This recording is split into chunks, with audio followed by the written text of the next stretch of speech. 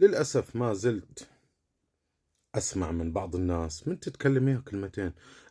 لا لا أنت ما فهمت.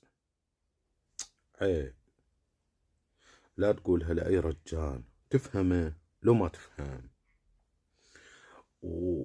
وفي قصة واحدة 4 مرات يقولها. لا لا أنت ما فهمت علي. أوه، دقيقة، لا أنت من تفاهم وش أقول.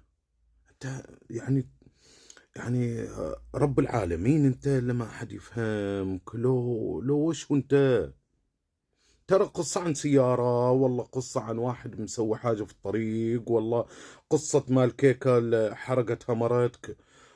هون، عيب تخاطب رجال زين وداك كل ما يغاور عنه. تعال بفهمك له. لا حول ولا قوة، لا عيب لا تقولها. أنا شخصيا من واحد يجي يعني يتكلم وقول هذه اللفظة، أسحب التلفون أقول أوه دقيقة أقوم عنه هذا. أنا لا تسمح لأي واحد يخاطبك بهذه الكلمة هذه، ردها عليه أو قوم عنه وخلاص، اسكت عنه. منو يتكلم له من يدور في المجلس يطالع فيك انت غاور، انت حوس في الجوال. اذا قال لك والله وش رايك فلان، قول له معلش مشغول ترى بكتب رسالة.